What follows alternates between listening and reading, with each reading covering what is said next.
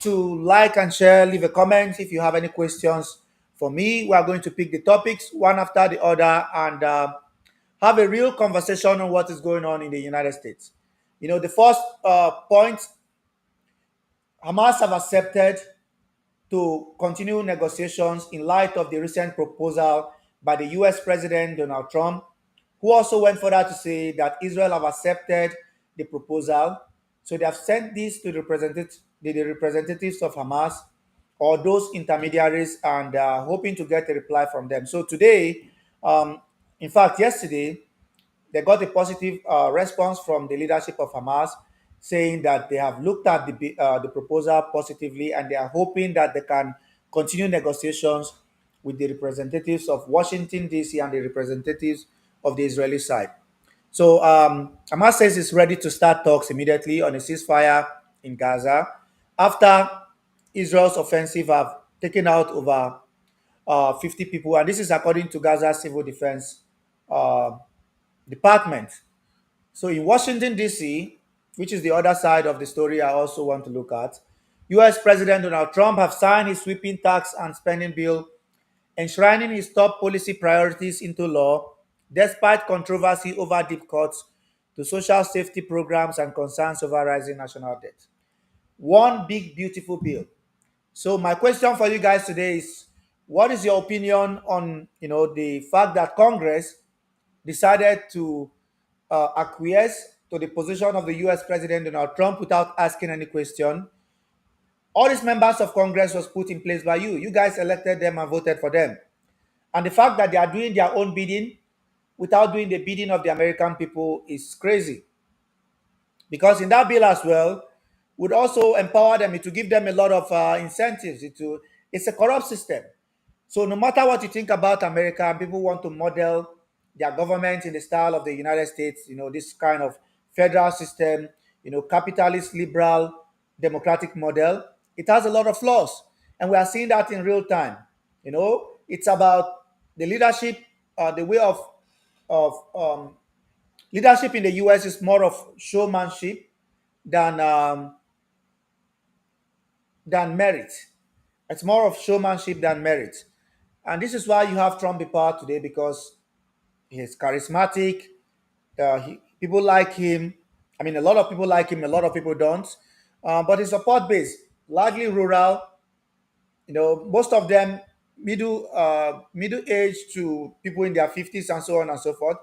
And quite a lot of them as well don't really have uh, the level of education. Not all of them, because I hear these things being banded around that the support base of Donald Trump are mostly women in rural areas, the white. So the whole idea of profiling does not add up, because a lot of people voted for him. So if the argument is that it's only white, uneducated women that voted for him, he wouldn't have won the election. People across board did vote for him, and this is why he's been able to, have this sweeping win during the course of the election.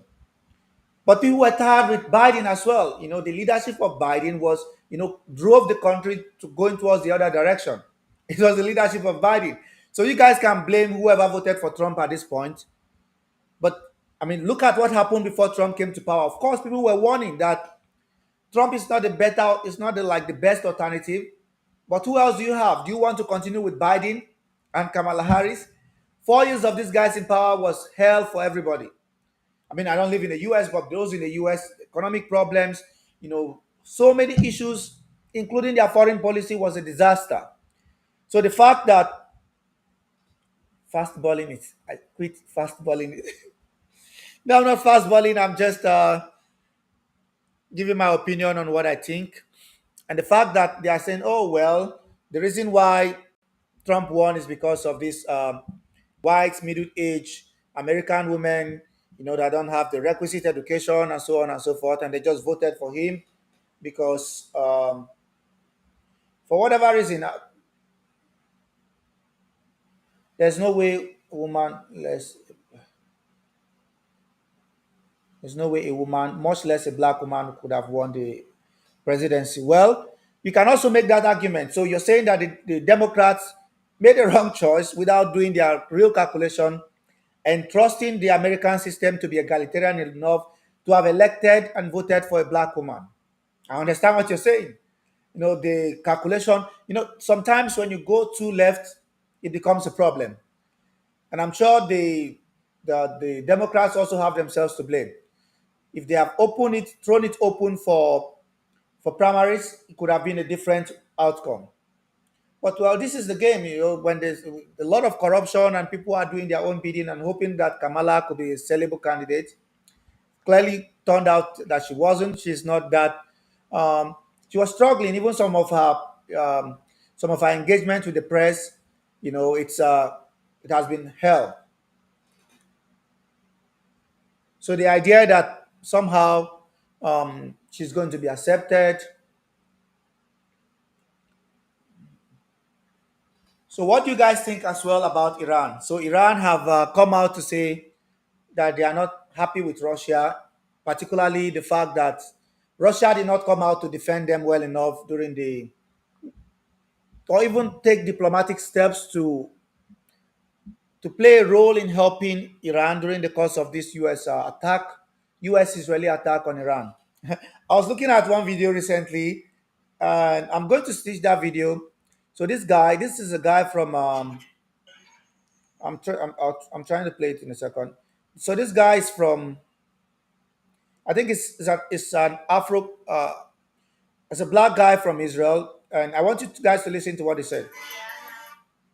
What's poppin'? So today's video is for my black brothers and sisters who scream free Palestine. I'd like to tell you about a place called Alabid. Alabid means the slave in Arabic. The 15,000 plus black people that live in Gaza live in a place called Alabid, which is known as the slave quarters.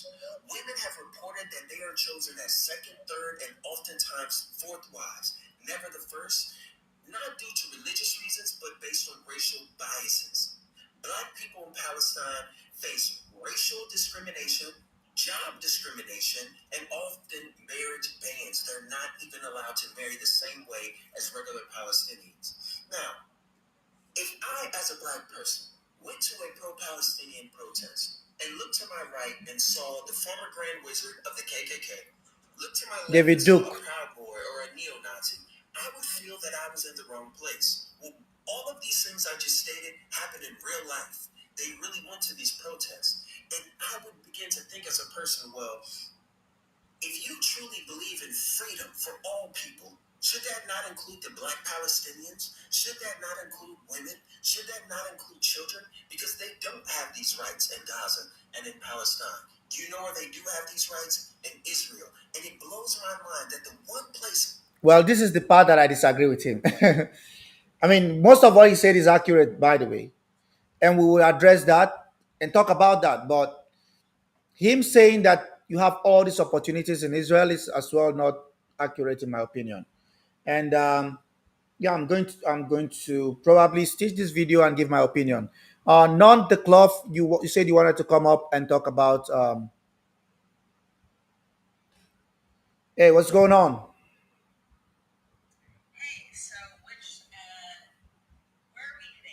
Yeah, so let's talk about the big beautiful bill and the implications of the big beautiful bill. What do you think? Um, why is Trump able to push through this bill? Does it have anything to do with like Congress and corruption? Is this the true reflection of what the American people want? And what will be the impact? What will be the social fallout from this? Would there be some kind of protest?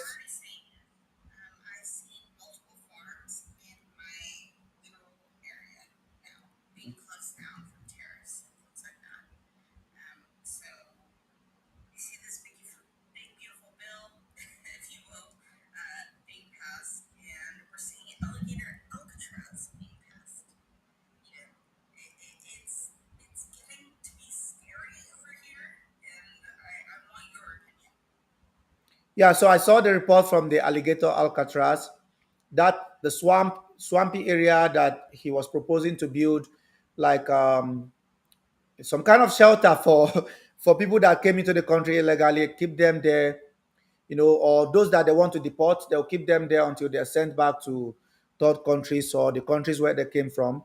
It's crazy, and I saw that the place got flooded. Yeah, and by the way, he's trying to resuscitate Alcatraz prison.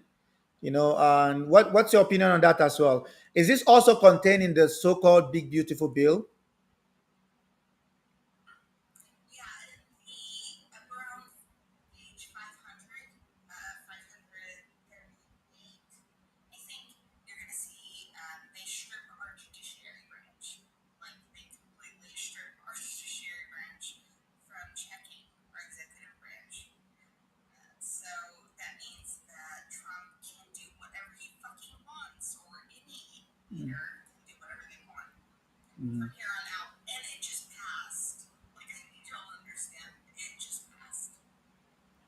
Yeah, it's insane. And this, when it comes to act of parliament, it's difficult to most of these things that have been passed easily because they control the House and Senate.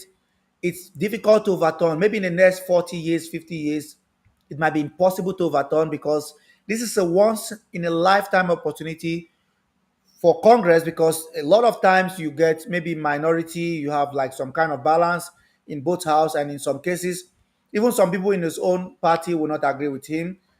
But what we are seeing is that all of them agreeing with him, and I even heard that some Democrats, gave it the green light, or I don't know, I'm not really sure about that.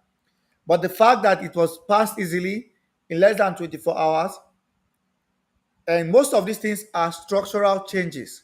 It's insane. If it's like some kind of presidential edit, or what they call decree, this would have been easy to overturn, and another president can come and abrogate it. But this is act of parliament. It's like it's a congressional act. So, which area do you think that this will affect most? Is it healthcare? Is it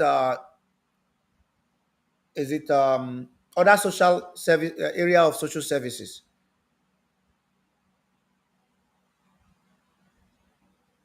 Are you there?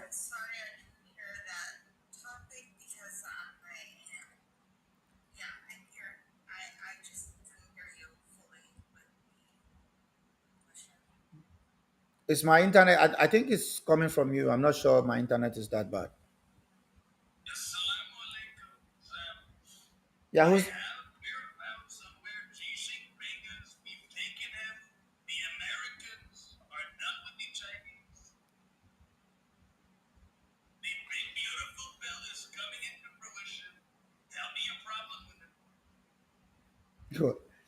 yeah, because it's not a true representation of the wills and the aspirations of the people.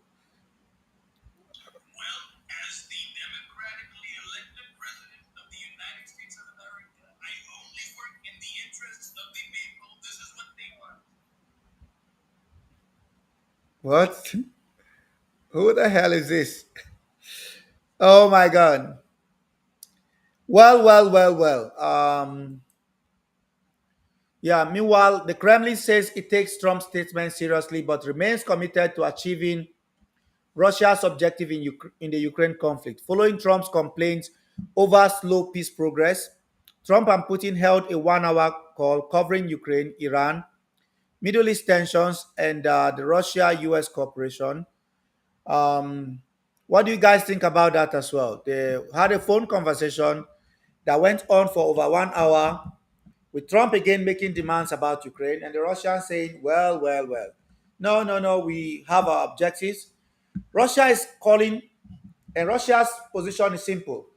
They want a complete annexation of those, I think, 4 or 5 regions: Luhansk, Donetsk, Kharkiv, Zaporizhia, and I forgot the other one, but the Donbass. So basically, the Russians have set their objectives, and Europe wants to come and help Ukraine. We are hearing that Germany might deploy troops on the ground soon. We are hearing that the Germans will be coming to fight against Russia. Good luck with that. And they want to send the Taurus system to Ukraine. Look, sending all that stuff to Ukraine is not going to make any difference.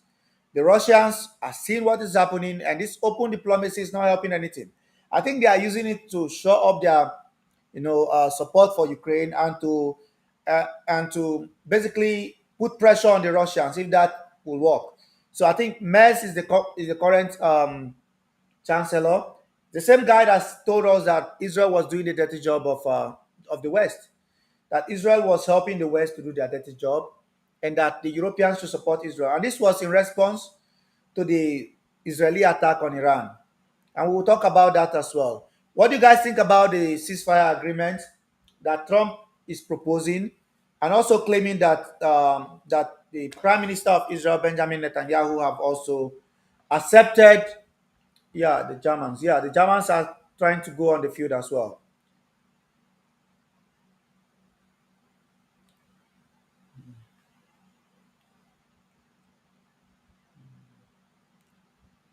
So, Russia's Ukraine objective versus U.S. pressure.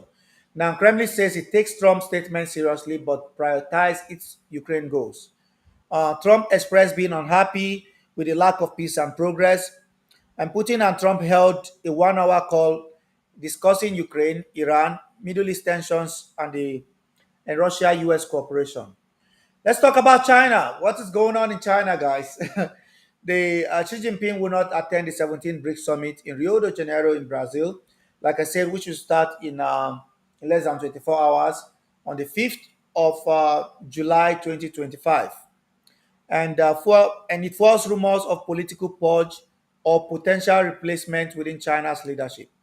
This comes amid tightening domestic political climate in China. Um, well, there's this lady that I follow on YouTube, and she was talking about the same thing today that Zhang Yujia have also made new moves, purging like the head of the navy and some of the leaders of the rocket force. Because how did all of this begin? It started from a scandal within the rocket force. This whole stuff started with one scandal in the rocket force. I think the defense Li Shangfu. I remember last year or the year before, Li Shangfu was in Russia, and he was, I think, the defense minister or chief or somebody in that capacity at that time, and he visited Russia. Was welcomed by the Russian president, and the prime minister, and they gave him this warm welcome.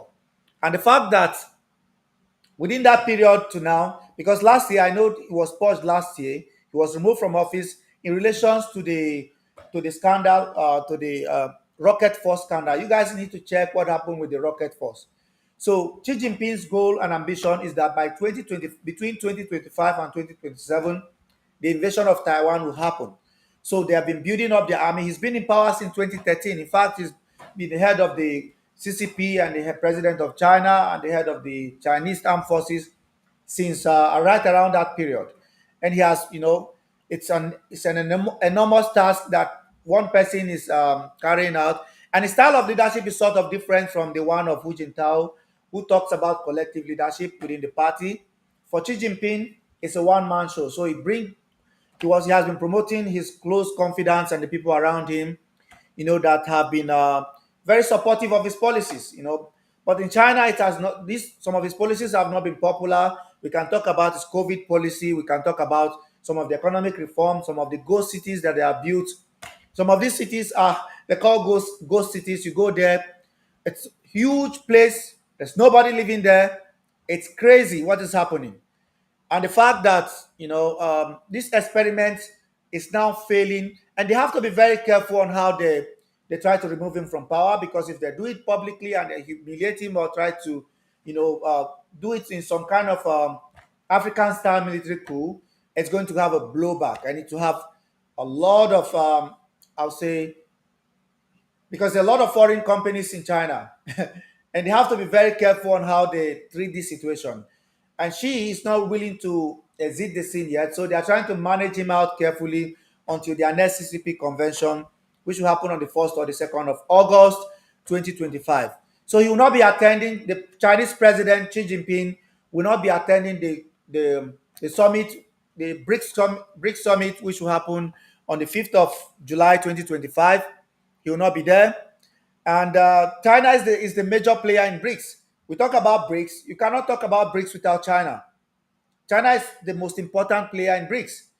So at the end of the day, if they are not going to, if China is not going to be in the center stage, it might leave a lot of doubt as per the project. If you want to talk about the alternative to the SWIFT system, the Chinese development, the BRICS Development Bank, and so on and so forth, it is not possible without China. So China is the eyes and the ears and the center figure of the BRICS project. So a lot of them are worried, but the prime minister will be the Chinese premier will be representing the president in that event. So let's look at other updates and what is going on as well. Some say Putin. This is from Poland, by the way. They say President Putin is mocking Trump. This is according to Poland. So, Foreign Minister Radoslav Sikorski have urged the US to renew military aid to Ukraine after the latest Russian airstrikes. So the foreign minister Radoslav Sikorski has claimed Russia's President Vladimir Putin is mocking the US counterpart Donald Trump. Um, Trump's peace initiative, the top Polish diplomat took on X on Friday to respond to a series of overnight Russian missile strikes in Ukraine, drone production facilities, an airfield, and oil refinery, which Moscow said was a response to terrorist attacks by the Kiev regime. Of course, the Russians have intelligence, and this is why they are targeting some of those drone manufacturing and production facilities. I mean, the Ukrainians are not really producing drones, but they are coupling drones. They are buying parts from China, and they are getting some of these components from the West and from China and coupling them and putting them together and using them on the front line. And Russia is targeting those key infrastructures, in Kiev and in the west of Ukraine, where they are producing most of these drones. Um, Another thing I also want us to look at is, which is also a very important update, is in relation to the big beautiful bill. Let's look at what is going on then with the big beautiful bill. Trump calls it the one big beautiful bill. So before we do that, Hamas says that it has delivered positive response on Gaza's ceasefire plan. And I mean, have you guys seen the scene in Gaza? It's been destroyed, it's dust and rubble. Israel is constantly carrying out these airstrikes, across Gaza. Hamas says it has delivered a positive response to mediators on the latest proposal for a new Gaza ceasefire and hostage release deal put forward by the US. The Palestinian armed group added in a statement that it was seriously ready to enter immediately into the round of negotiations. A senior Palestinian official familiar with the talks told the BBC that Hamas accepted the general framework but have requested several key amendments, including a US guarantee that hostilities will not resume. And this is the most important part. Look, they have accepted most of the tenets of the deal, but the other part is that Israel is asking the US, specifically saying that it should have guarantees or some kind of backstop to go back into Gaza if they want. So this is what they're saying, that they must be guaranteed for Israel to resume hostilities in the light of what we saw before. We have seen some of these pauses before, 3 weeks, 4 weeks, and so on and so forth. And immediately Israel is able to get back some of their hostages. They will say, oh, well, we demand the complete capitulation of Gaza. We demand the complete expulsion of Palestinians from Gaza. We demand this and demand that. And they use that as a casus belli to resume hostilities. So although the H group is saying that they are more than willing to accept the position, they are more than willing to negotiate, to talk about the tenets of the agreement positively, meaning they are willing to accept the deal for a ceasefire. Of course, they want that. And of course, they want to release the hostages. But Israel is saying that they want to resume hostilities as soon as they get back their hostages. And um, this is what Hamas said they are not going to buy. I mean, what's the need of going for 60 days and Israel resuming the hostilities again? Because, of course, and these are political calculations by Bibi. He wants to stay in power. He wants to drag this out for as long as possible. This is the permutation. This is his calculation. After 60 days again, if there's any tendency towards the collapse of government in Israel, the domestic behavior of different actors within the state is what is prolonging this conflict. Whether in America, whether in Israel and the European capitals, they are using this as a game. They are using this as a chess game, and they are, I don't know why they're trying to prolong this conflict for, I don't know, maybe for 3, 4 years. The Israel said at the beginning it was going to last 3 weeks. We've gone on for 2 years now, and the hostilities continue. And the Europeans are not even bothered. If you notice, before the whole so-called attack on Iran, some European capitals were putting pressure on Israel and asking them to, that they have to end the conflict at this point. There was even sanctions placed on Ben Gvir and Smotrich, and eventually they decided, well, it's none of our business. You guys can go back to doing what you want, because Israel again will find a way to deflect, and the Europeans don't care. I mean, their own citizens can see clearly that they have lost any kind of credibility. So let's look at the other updates. Texas flood death tolls rise to 24 with over with up to 25 children missing. Let's see what is happening in the United States of America. Texas flood.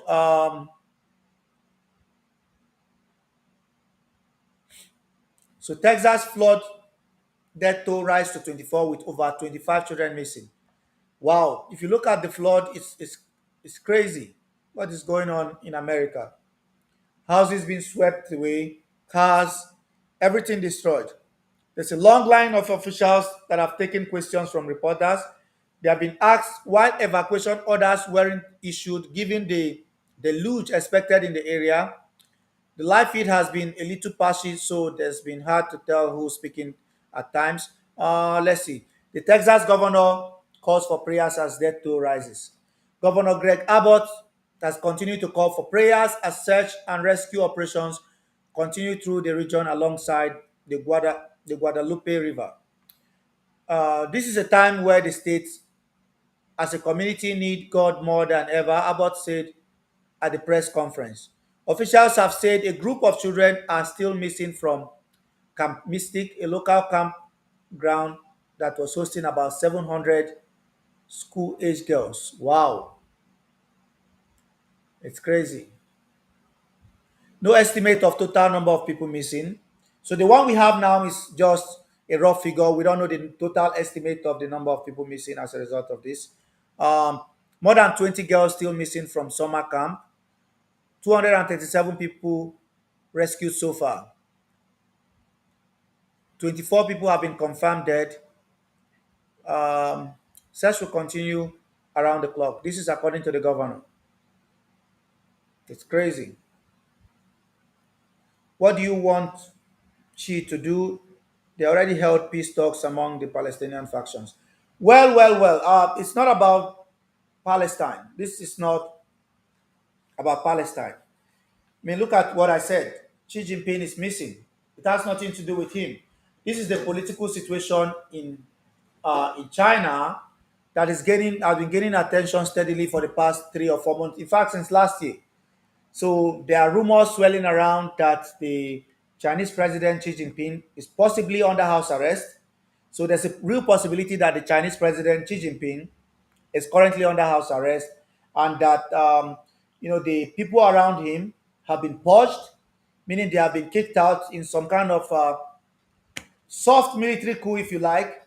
But the party itself is trying to keep everything steady, until the next CCP convention, which will happen next month, during the early period of next month. And with that, they can do some kind of transfer of power, either with some kind of arrangement that will guarantee Xi Jinping's continued existence, in the political space, or his, slow withdrawal from politics, and the guarantee that they will not do anything to him and his children, and so on and so forth. So, and the people that are working behind the scenes, the former president Hu Jintao, and the former prime minister Wen Jiabao. In fact, Wen Jiabao has been the more active one. The president Hu Jintao, the former president, have not really been well, but he has also been. There have been talks of him.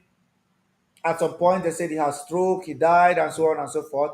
So for all of them to emerge at this point down to begin to target Xi Jinping or work with the most powerful guy in China right now is the the army guy. It's called Zhang Yujia. That's the name. So if you look at that topic I have there with Xi Jinping missing, um, I'm not saying it's missing literally, but politically something is going on in China, and we have to watch out for what is happening in China. Yeah, what's up? I'm good. Where you from? Huh? Oh, Africa. Yeah. Yeah, I'm talking about politics, so I can mute you while I continue talking, if that's okay. Yep.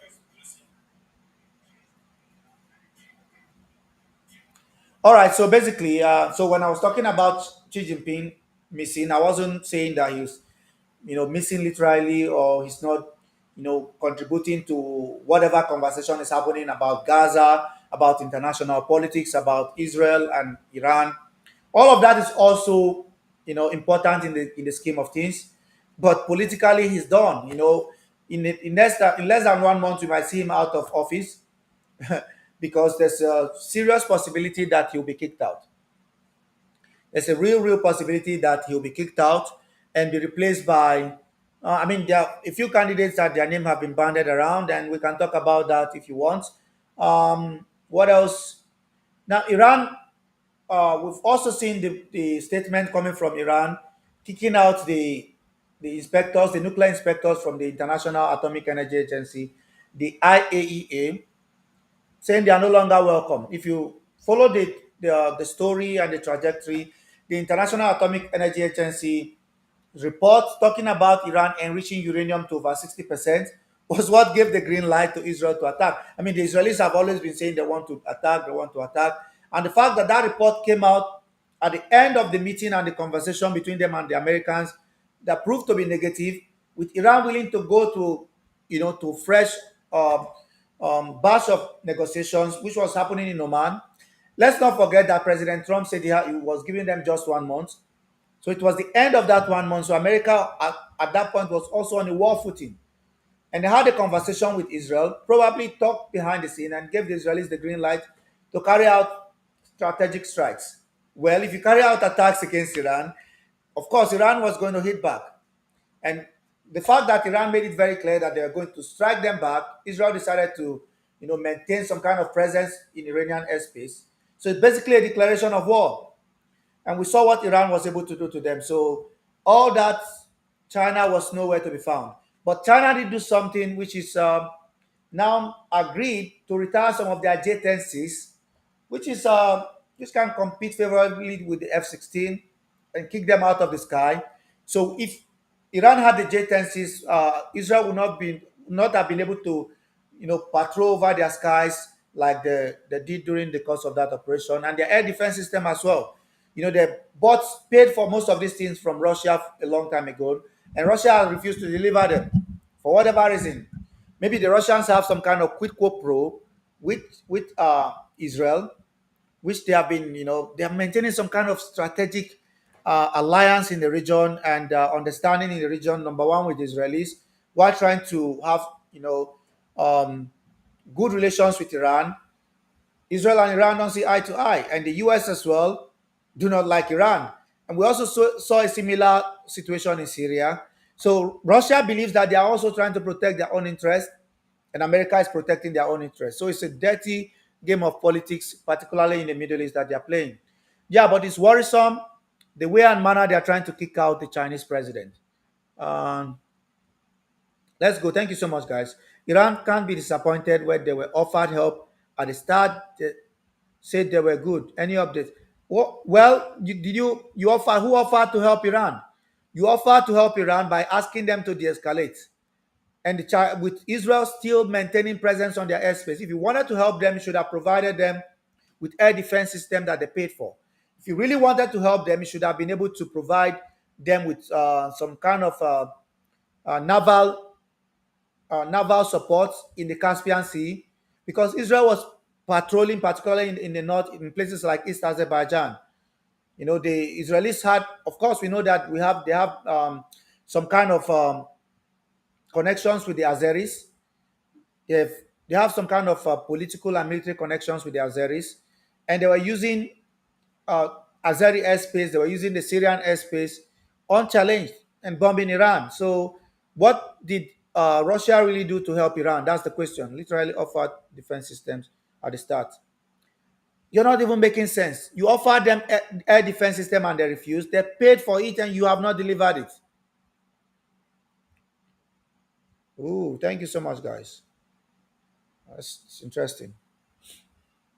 Okay. Wow. That was close. You almost won. Thank you. Thank you, guys. So the idea that you're claiming that you offer them some kind of support is laughable. It didn't happen. Thank you so much, guys. It's laughable.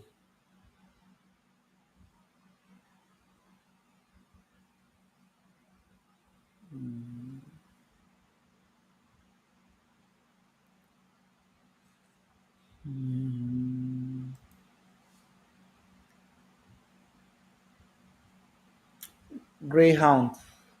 Let's talk about the so-called big beautiful bill. Let's see what is going on there with the so-called big beautiful bill, and I would look at what the news is saying and give you guys my own opinion on what I think is going on with the so-called big beautiful bill. Why are they not allowing me to access it? It's crazy. Trump signs sweeping tax and spending bill into law. Well. So the US President Donald Trump have signed his landmark policy bill into law a day after it was narrowly passed by Congress. Um, the signing event at the White House on Friday afternoon enacts key parts of the Trump agenda, including tax cuts, spending boost for defense, and immigration crackdown. There was a celebratory atmosphere at the White House as Trump signed the bill ahead of the Independence Day fireworks and military picnic, attended by the pilots who flew into Iran to strike the three nuclear sites. By the way, I saw a display of some of those B 2 bombers they used, and they were flying over the White House and stuff like that in celebration or whatever. Trump told supporters it would unleash economic growth, but he must now convince skeptical Americans, as polling suggests many disapprove parts of the bill. Let's look at several members of his own Republican Party were opposed because of the impact on rising U.S. debt, and Democrats warned the bill will reward the wealthy and punish the poor. The 870-page package include extending 2017 tax cuts of Trump's first term, steep cuts to medical spending, the state provided healthcare scheme for those on low incomes and the disabled. All of that, he wants to throw it out. New tax breaks on tipped income. So basically, if you get tips, you're not going to be paying tax for it. Um, Overtime and social security. Wow, that's interesting. A budget increase of 150 billion for defense.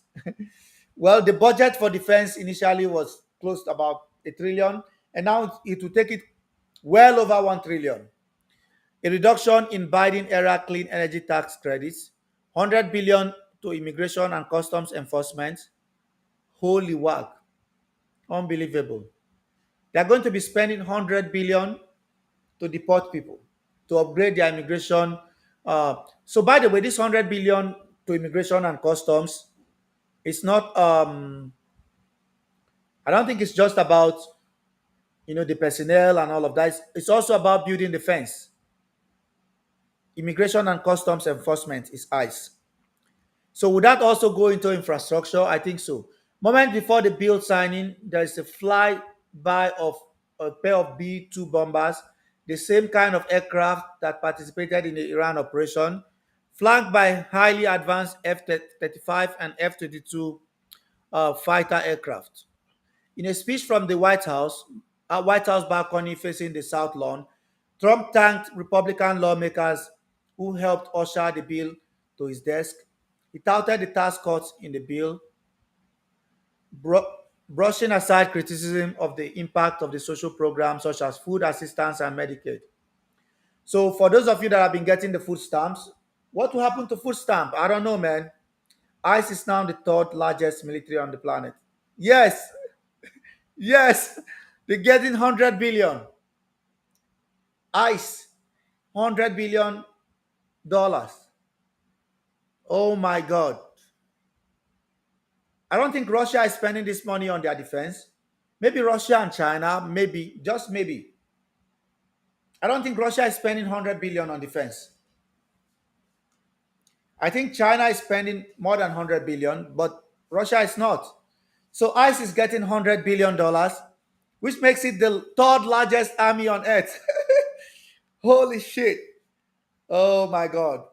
So all this money you guys are spending on immigration just to deport people and stop brown people and Latinos and blacks from coming into the country. It's insane. Somebody saying about 150 billion in total. Oh my God. Yeah.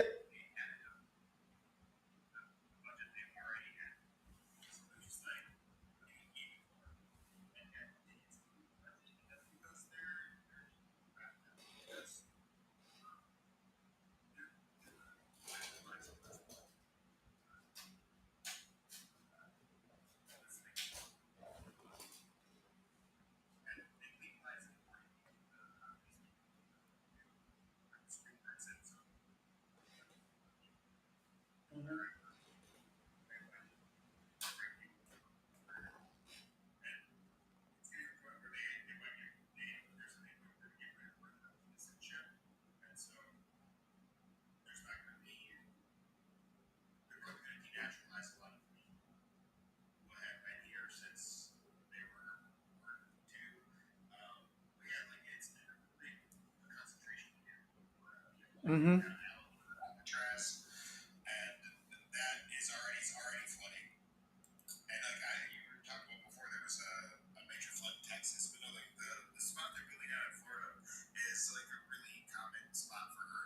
For yeah, I saw that place. I saw that place is also getting flooded right now. And that place in Florida, they said, is known for wild snakes. I mean, snakes are always wild, but alligators, like everything. And they want to put those people there. He wants to build shelters there to honor. I mean, is this some kind of concentration camp or whatever? This makes no sense. It's and that they're trying to revive the legacy Alcatraz prison.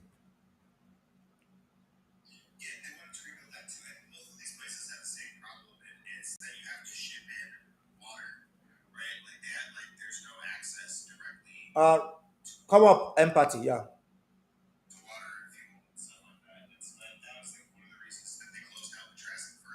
Hmm.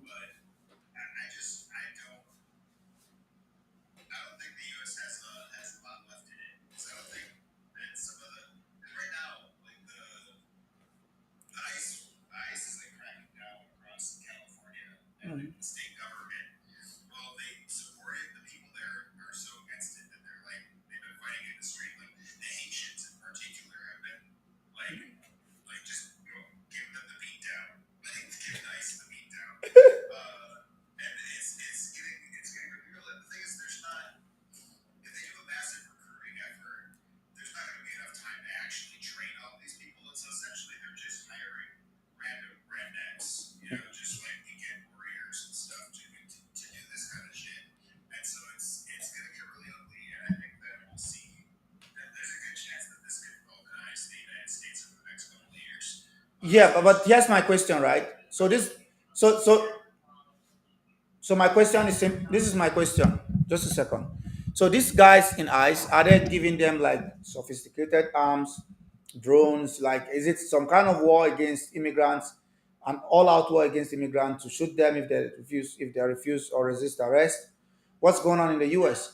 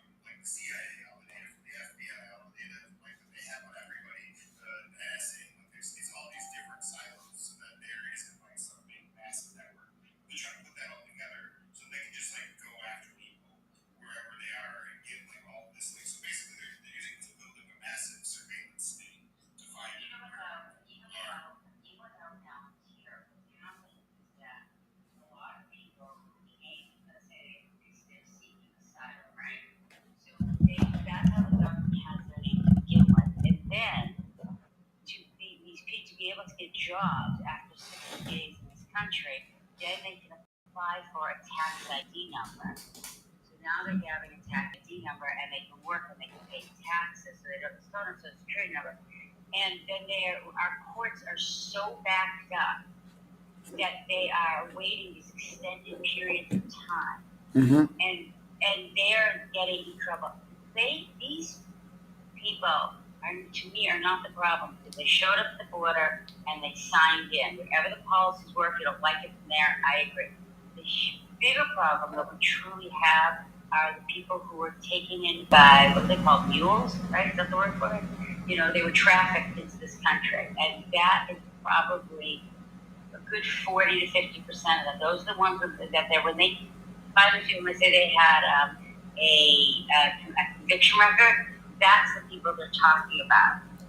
Hold on.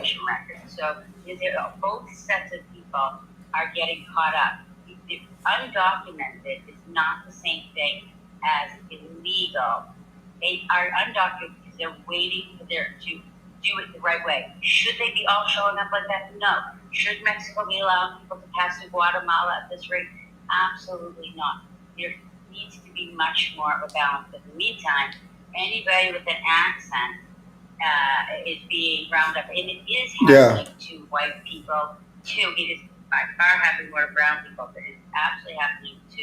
white people also. Bukera, Yeah, so I have a quick question. Are they rounding up illegal immigrants from Ukraine, especially, and from like a lot of Europeans, a lot of white Europeans have also been moving to America, have overstayed their visa. Are they being rounded up as well, or is it racial profiling again? Is it an attempt to poach? they recently brought in white South Africans. Yeah, they're bringing in white people, and As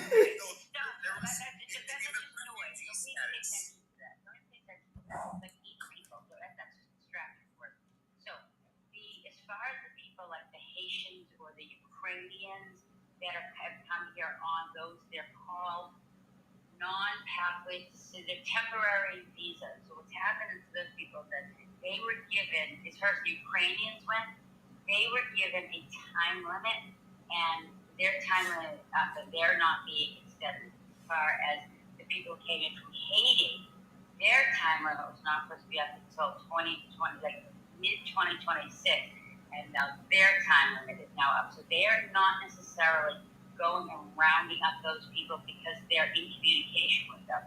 What happens is that they're going to these brown and black, not black, it's not black at all, so it's these brown neighborhoods, and they're sweeping everybody, and then they're sorting it out later.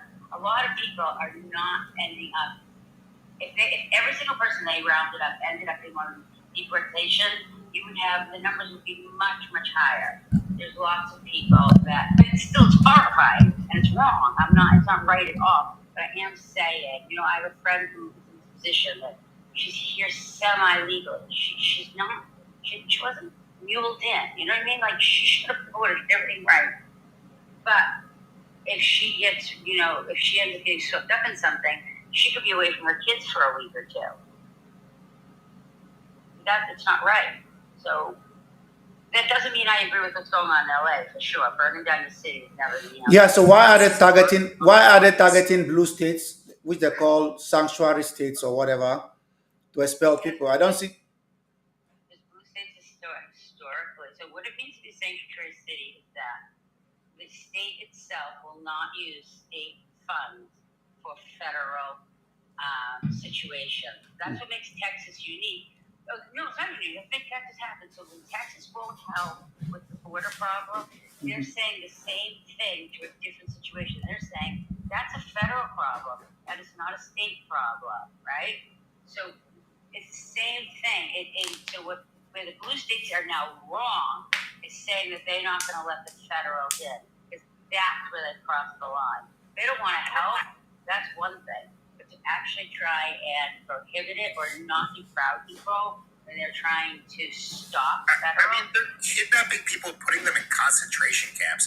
That is so not fair. Trying to stop what ISIS is doing. I don't. Excuse me. They're concentration camps by definition. Okay, when you lock people up based on their nationality and you put them indefinite detention without a charge, that's concentration.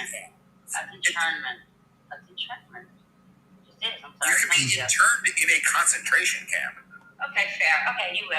I'll accept that. I'll take it. It's not what it's wrong. Yeah. So, but do you support? So here's my question. I know you voted for Trump, and a lot of, I mean, yeah. Did you vote for Trump?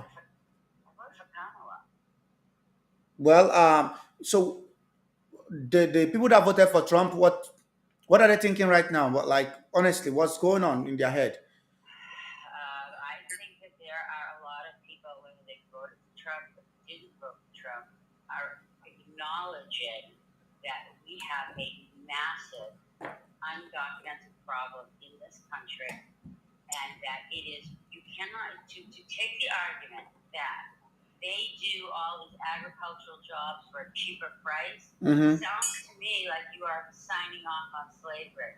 Oh, it's okay because we don't have to pay them as much. No, I'm not signing off on slavery. I'm not even saying it's right or wrong. I'm just saying that if people are going to like earn a living and work so hard for peanuts, I mean, if they can send that money back home, I mean, why don't you let them do it? Because the white Americans that are not going to do this job, and those are the ones that voted for Trump. So is Trump not targeting his own base by, you know, uh, impoverishing them the more? Most of these white American women that largely voted for him, middle age to like their 50s and whatever, those are the demographic that voted for him. A lot of them. Come on, did you see? Did you not see that? That's not true. Across almost every demographic, you know what I mean, as far as age, absolutely not. So, what is the largest demography of people that voted for Trump? I think that this country was getting sick of being told that everything is fine when people did not feel as though their lives were fine. And even though I think that whether they like Trump or not, they really just could not continue on this, on what they saw as a lie. They just Yeah, saw, I you know, I voted green. Like I was just gonna go along with what's going on because like at the end of the day, like the United States' foreign policy it's just coming back. Stop interrupting me, please. Sorry. The United States' foreign policy is just coming back to bite us. Like this is just it's the imperial boomerang, you know. Like all over the world, the United States has installed these like tin pot dictators that end up doing the same sorts of things that are going on right now. And at this point, it's a mass expulsion. That's what Trump is doing, and that's what he got voted in to do. Like a lot of these people are just when they say oh we don't mind immigrants, we just hate illegals. What they mean is that they hate brown people and they just aren't allowed to say it. Arab and the black ones from Congo and West Africa. That's what I need to counter that by saying you saw that he's sending back Yeah, and by the way, did you hear what he said? Ukrainians. What? It's not Oh no, but I don't see Trump saying the same thing about Ukrainians. By the way, some of them are committing crimes in the US, but they don't talk about it. It's just like, oh, these people came from Africa, they came from Congo, they're coming they're coming and polluting the whole place. What the hell are these people from Latin America doing in our country? This is what is being said in the You US. definitely say that much more about people from Latin America. You hear terrible things, but I don't think that you hear that so much coming from Africa. Oh well, I can play. No, this is what Trump said on record that people are being freed from jails in Congo and running across the border to the US. By the way, there's recent. Asians were eating dogs and cats. Yeah, that they're eating their pets. But I mean, in general, like they really are a white supremacist movement. Like at least the core Trump supporting people, they are, and that's the reality of it. America is still a very racist And by the way, what I also found out is that a lot of the Democrats from that segment or section of the population that did not vote for Trump accept what he's doing because their own people are unable to do it. It's just that they disagree with Trump in other areas, particularly when it comes to healthcare, abortion rights and so on. But when it comes to deporting black and brown people, they accept. They agree he's doing a good job. I think it's not necessarily fair from the conversation that I have with both sides that want the country to stop being you have so all of South America, right? Yes. All coming up and they go from country to country to country. And all these countries just let them pass through, right? Mm-hmm. And we become the end place. So this is not, I'm telling you, I don't hear a single person say anything about skin color. I will tell you that the only people that I've ever heard something when it is given that is that they do say Mexican. But that's the only thing that you really, really hear that I feel like that people don't realize, really honestly, as much how this is affecting people from, go to a medical hospital. You're going to find many, many doctors and surgeons from these African countries that he has now just visas from. I don't think people understand the real ramifications of some of this yet. They will. Yes. They're seeing on the streets, they're seeing a situation where we have become this country that just everybody just shows. There's an interesting thing that happened, right? Hold on, Yeah, but how is this even fair? And I understand what you're saying. The numbers don't support this. It's the feelings of people And that's what it's about. They don't like hearing Spanish in the street. That's really what it's about. They don't like having to hear other languages other than English when they go out. And they get pissed about it. And what those people call. I'm not hearing that at all. I'm hearing that their feelings, though, they're they're making our healthcare laws go out. They are making It's called dog whistling. Here's the So then my question to you, Rick. say shit like this, but what they're doing is just dog whistling. Okay, so my question to you, Rick. 9 out of 10. So my question to you, Rick, is if that's the case, then why is it that Zionists within the top brass of the American establishment are promoting en masse mass migration, multiculturalism, and open borders? Why do Zionists? That's like not remotely true. Really? So what is the Hebrew Immigrant Aid Society then, Rick? What's the Hebrew Immigrant Aid Society? Well, this is not about. Hold on. Keep the conversation. Not interested in talking about that topic today. We're talking about migration, so stay on the topic. Okay, so I want to just give you one thing on the land I claim. So something very interesting that just happened in the last week is that since we now have the shelter in place, basically, you have to stay in the other country, right? You know what Mexico's done? They have started deporting the Guatemalans. Why do they say they're doing it? They're saying because it's not the Guatemalans that are the good people, the couples that come with their families. No, it's these gangs of men that are coming to different places. This isn't me saying it. Yeah, but this is the. I'm sorry. This is the narrative that Trump has been spewing, that got him elected in the first place. He say, "Oh, these men are coming and they are coming to grape our women."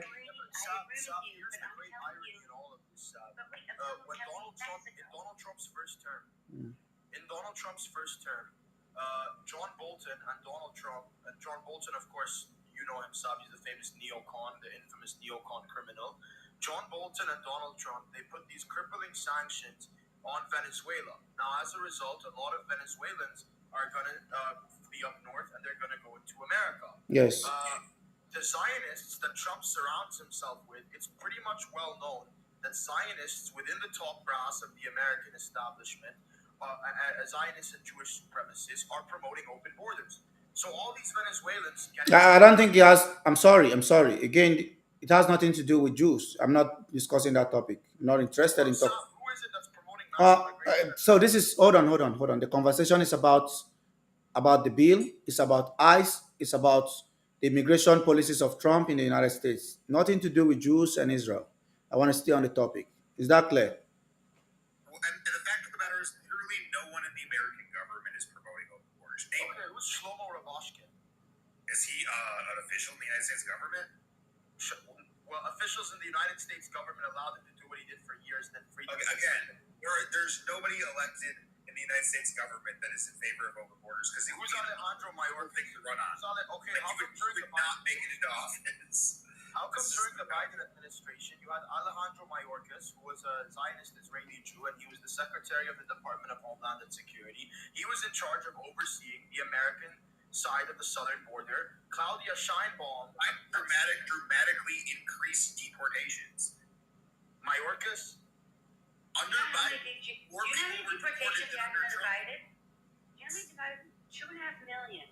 Okay, were deported. Yeah, Biden deported a lot. Sorry, empathy. I think it was Obama that deported over 2 million people. It's not Biden. I didn't know. I think they both did. They both did. Look, Sam.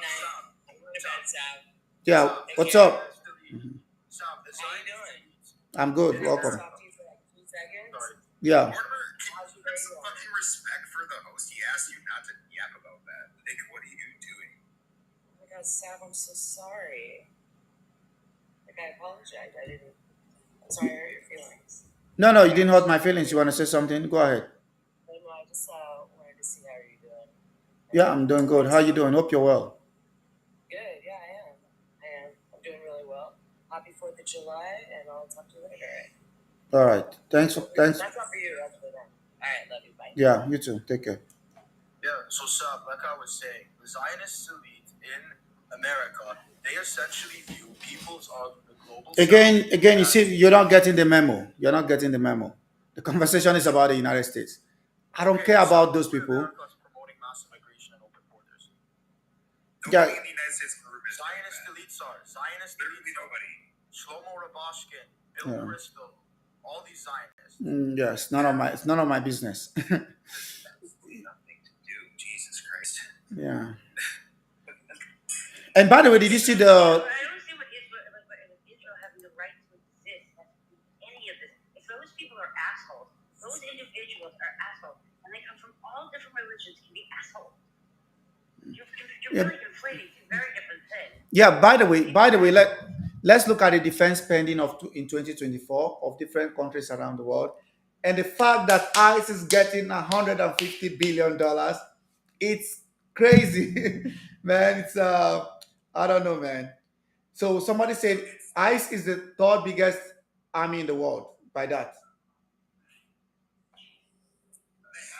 have lots of like military grade weapons and like they have Holy shit. They already have that because of all the different ways, okay, that they already have an absolute pool of people.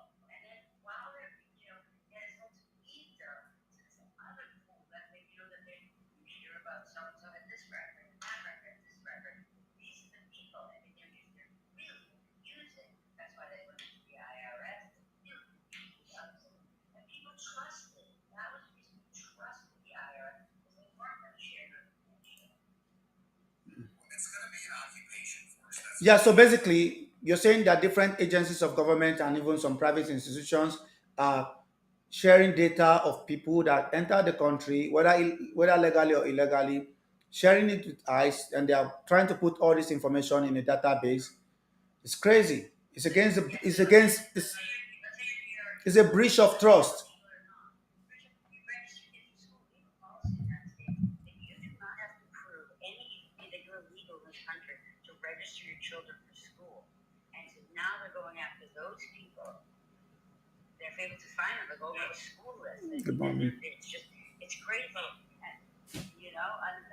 a person reaches out for help, and now they have your name and your address. Everything those really went in there. What they find? A couple billion. They raided an I was elephant. trying to respond earlier. My headset wasn't working. The guy was saying that it was Zionists that are for open borders. I'm a pro-globalist, pro-Palestinian. I went to a Qatari-funded school that was teaching us how to be a global citizen. Right? This is not a pro-Zionist, anti-Zionist point of view. Yeah, it has something to do with that. Absolutely nothing. Yep. I'm not even ready to talk. What's happening in Europe? Did you see 3,000 people, illegal people, landed in England?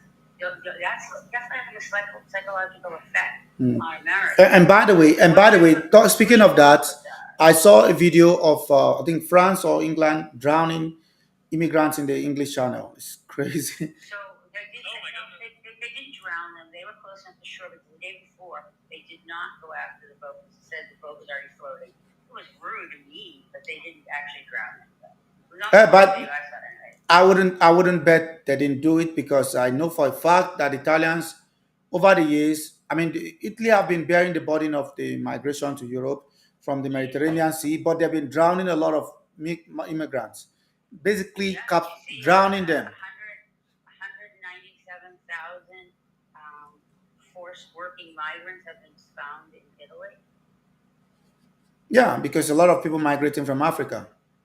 Right. So they capture them as almost like slaves or indentured servitude in Well, Italy.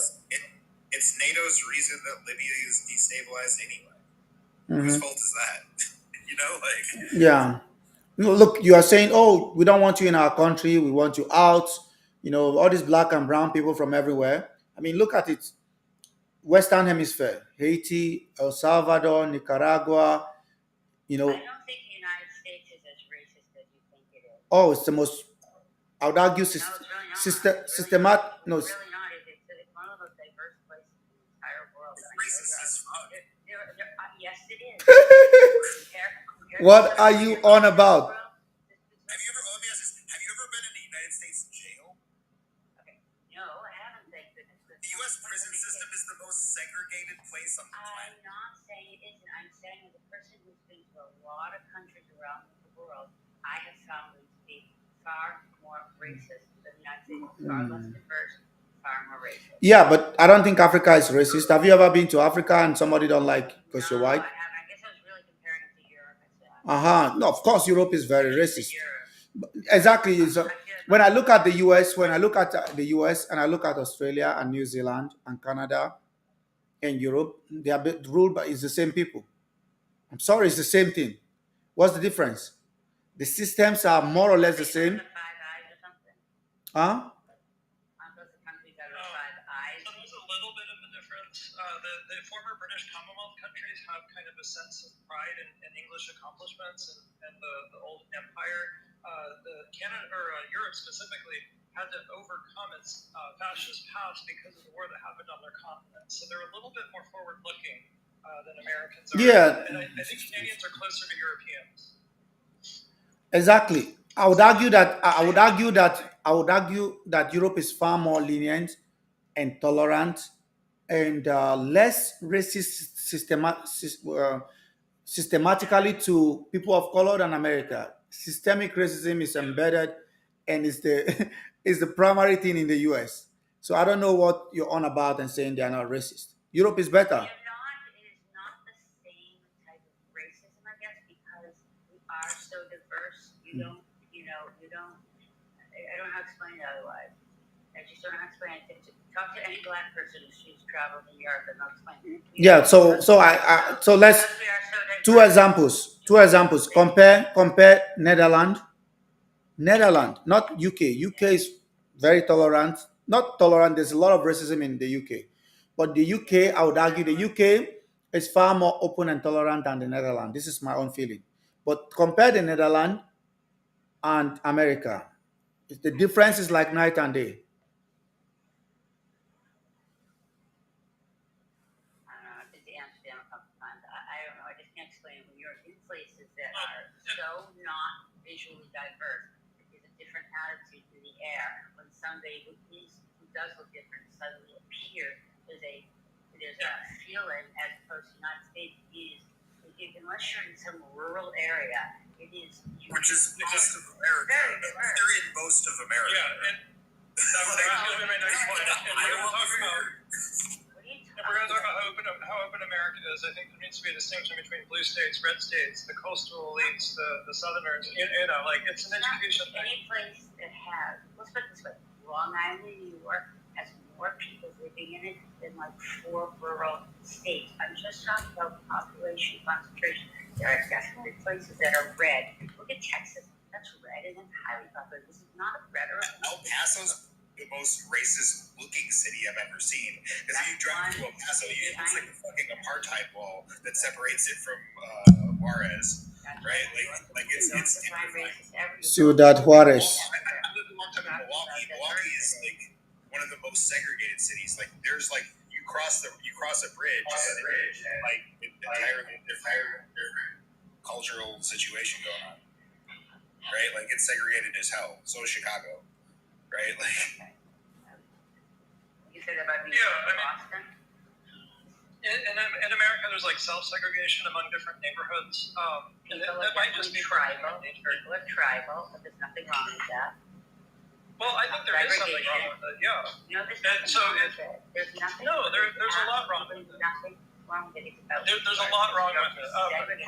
I absolutely part of never the- tell. I've never tell people don't live next to somebody that makes you feel comfortable. I would say Well, there you go. don't tell It's the about other your feelings. person. Of course, people should live where they Yeah. feel comfortable. I would just say No, you shouldn't. So that discomfort is where racism lives, right? It's a lower instinct. It's part of the animal instinct, the lizard brain that psychologists warn you against using, right? If you're using your higher level of reasoning, your education, you would know that people have more in common than what separates us, right? That feeling of discomfort is not rational. That does not mean that Hey, you overtalk. I was saying that feeling of discomfort, you missed an important point. You missed a really important point. That feeling of discomfort is not, and you're still missing it. See, this is the problem with white folks. They can't listen. So listen, I'm telling you, that feeling of discomfort is irrational. Just to be clear, I don't live in an all-white neighborhood, but I would never tell a let's say a group of people who are living in Staten Island that are all, a majority of those people started out from Italy, and so that is a predominantly Italian area. I would never tell those people that they have a lizard brain for enjoying their community. I would. I would call them racist if they said, I can't live there because I'm not Italian or bigoted. I would say those things. I'm not sure about that. And what you're doing is called tokenizing, right? Yes, there are diverse people. anybody. Some of you tokenized Italians. Yes, you did. Yeah, just 1 second. There's diverse people. 1 second, guys. That's fine. Just hold on. Hold on. Bad example. Hold on a second. Somebody's asking me, what do I mean by Xi Jinping is missing? Yeah, so this has been going on since the whole stuff with rocket force scandal in China. For those of you following Chinese politics, so Xi Jinping is the president. His powers have been largely clamped by a military guy called Zhang Yujia. He's now effectively the most powerful man in China, but he's not interested in holding a top position within the Politburo.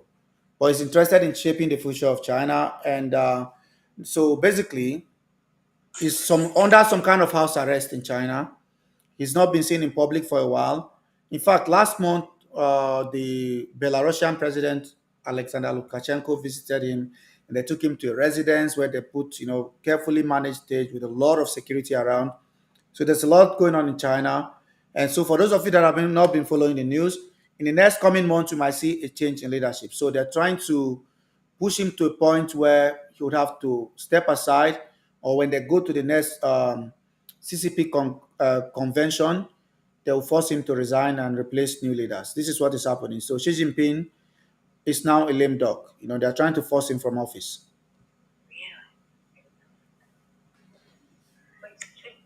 Somebody said, "No way, man. I mean, just because you're writing that does not make it true. What do you know about what is going on? Yeah. Do any of you know about the story? I bet not. When are the next elections in China? It's not election. It's they do the People's Convention or Congress. The People's Congress. So where they promote new leaders, it happens every 4 years. But before that as well, they do this what do you call it, yearly meeting that they have, and the next one will be in August. So they're trying to force him from office. The guy has lost most of his powers. All the people that he put and promoted have all been purged. How do you think Taiwan fits into this? No, basically, his ambition has been 2025 or 2027 to go to Taiwan. So he's been building the rocket force, and the whole scandal came from the stuff about rocket force. You need to check up that story. So that rocket force is Xi's army, basically, because in order to take Taiwan, you need a lot of what do you call it? That department has to be fully effective and functional. So he's been spending a lot of money in that. So last year there was a scandal that led to the resignation or the removal of the defense chief called Li Shanfu. It was that opened the doorway to other incidents. And towards the end of last year or this year, he had stroke.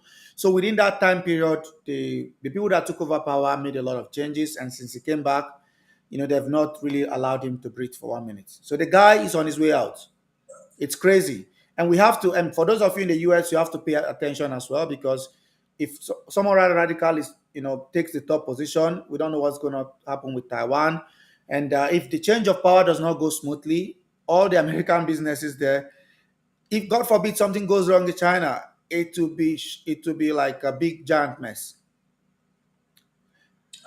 I mean, some people in the comments are saying they can't believe me because are you saying you can't believe me because you're crying, or you are completely ignorant about this topic? This is the first time I can argue most of you are hearing this, because you live in the West and there's a big giant bubble. All I need you to do is after this live stream, you go and look at what is going on. There's a news that is going on under the news, if you like, and we are all caught up in the big beautiful bill. This has been going. I've been talking about this for months, but not a lot of people are paying attention. And when it eventually happens, you are going to see 3 million new experts on China. The shit that's going on in Taiwan is like really sketchy right now too, because the DPP, like they basically like removed some people from office so that they could pass a bunch of things. And one of the things that was really controversial that they got passed while they removed some of their opposition from office, like temporarily, they passed this thing that allows them to put American advisors into key positions in the Taiwanese government, just Yeah. like it is in Korea, right? Where like in Korea, Yeah. like the U.S. Army is in control of the Korean Army still, and they want to make What's it up, like that in Michelle? Taiwan. And Hmm. the thing is, if they are gearing up to declare independence, then that would be a precursor for China to enter. And like it's the U.S. that said it was the Thanks, general Michelle. U.S. that for Hmm. 2027 there's going to be war in Taiwan, and it's going to be if it happens, it'll be because the U.S. pulls a coup or something similar, or just blockades the strait or whatever. There's like a million ways that the U.S. can push the war. Yeah, I understand. But what is going on in China is not entirely about Taiwan. I'm telling you, there was a corruption case last year that have led to these events. The problem is that not a lot of people in the West are paying attention. I've been following this. So this guy, this kid in the comments says, it's BS rumors, just like everyone's you say. I wish she would go, but it won't happen. So basically, because he doesn't know. And this is new ground for him. And a lot of Americans know nothing about China. It's a difficult ground to break because the information coming out there is not really English. There's a tight control on what goes out. So, except you're really interested in knowing about China and you dedicate your craft to it, you won't be able to break the ground. This is reality. He will not be attending the. He's not been. When was the last time he went outside China? Now there's a BRICS summit that will happen today, from the starting from the fifth to the eighth in Rio de Janeiro in Brazil. He will not be going, and other international functions. In fact, his name they will do. I think there will be a parade on the. And I forgot on in August or towards the end of this month, and most of his titles have been removed. If you look at the Chinese press right now, they are not mentioning some of his titles again. You know, the head of the CCP, and the Secretary General of the CCP, the President of China, and the head of the army. Some of his titles have been removed. Why? Because the people that are making the key decision. In fact, this trade deal with America did not happen with Xi. It's the ruling council that agreed to continue negotiations with America. So it's not she. She is no longer is a lame duck. He's just there because they're trying to manage him out until August. So instead of you to say, okay, well, I'm going to take this and do my own research, the instant argument from most of these guys is, oh, it does not exist, and so on and so forth. Please go and do your own research. And you should say thank you to me, that guy in the comment section that told you this, because it will happen. I'm very certain. There are two ways. It's either he's completely purged, removed, or he fights back and eliminates most of those people. And the likelihood of him coming back again to gain his full powers is close to nothing. The Chinese system is not like the American system. It is very ruthless.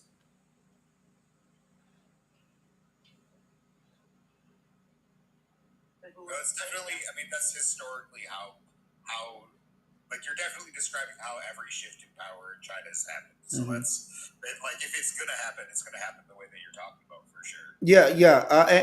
And Zhang Zhang Zemin, Hu Jintao, and who's the market reform? I forgot the. I think from the eighties, they've had a standard in place put by what's the name of this guy? The one that did the deal with Are you talking about Deng Xiaoping? Deng Xiaoping. Yeah, since the market reforms of Deng Xiaoping, and Jiang Zemin was the one that put the term limit in place. 2 terms, 4 years, 4 years, 2 terms. And what did Hu Jintao do? When he came to power, he did reforms and changed it and removed the term limit, because he believed that when Hu Jintao was in power, during the last year of his rule, he became a lame dog. He couldn't push through some of his policies, and then they had that convention where he abrogated the term limit. So, I mean, ruling China is like walking on the head of snakes. It's a very difficult place. Most of these leaders, if you hear what we see from the news, they hardly sleep.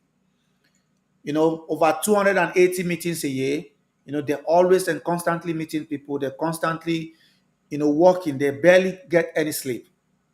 So it's a very difficult environment, and it's catching up with him.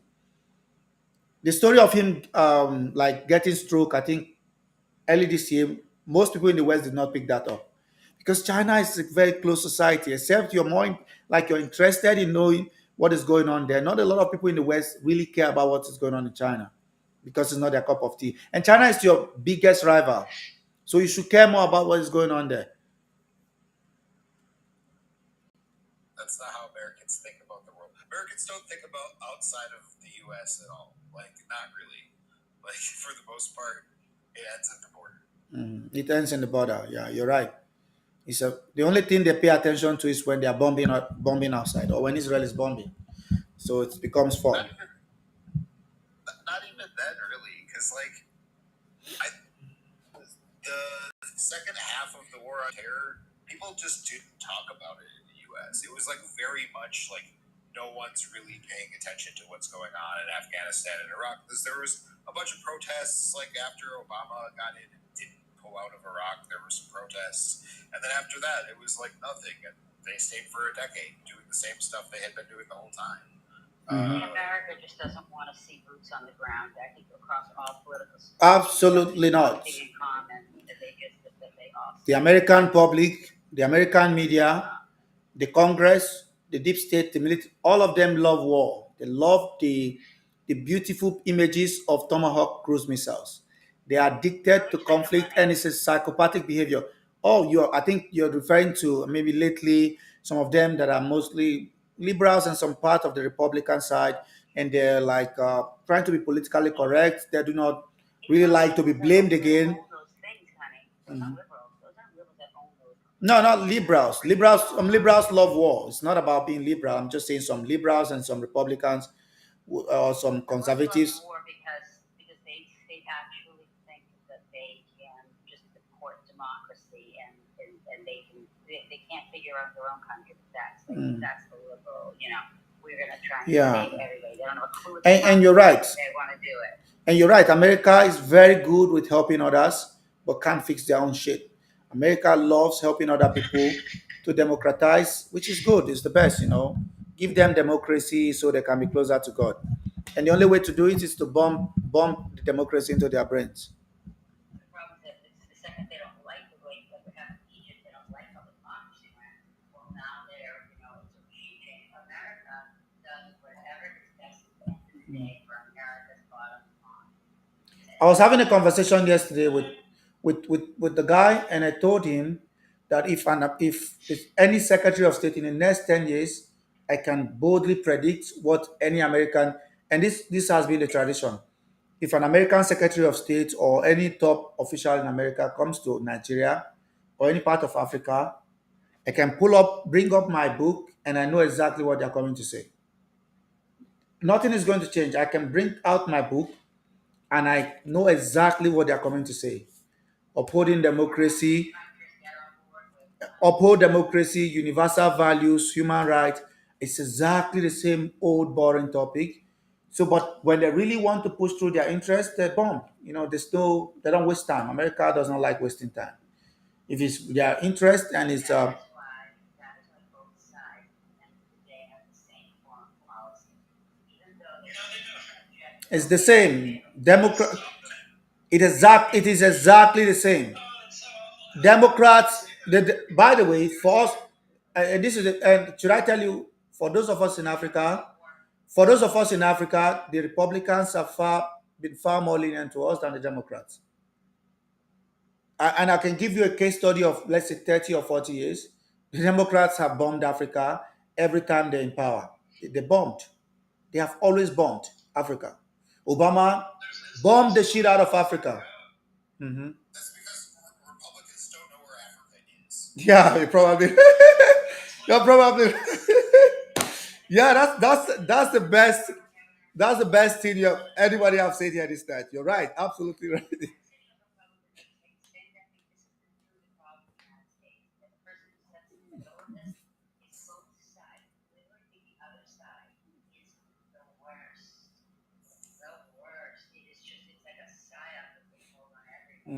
I think the Republicans are more interested in bombing Latin America. The Republicans love to bomb Latin America, and both of them love to bomb the Middle East.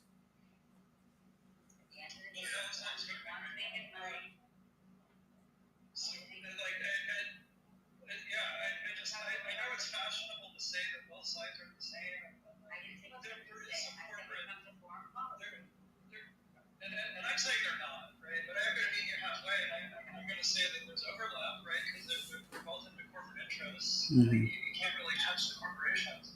But there is a difference. It's substantive, and it saves lives, right? And for anyone who thinks that they're functionally the same hasn't been paying attention, because there's life-saving aid that has been cut under Trump. Palestinians are being actively starved as we speak. There's no airlifted food like we have for Biden.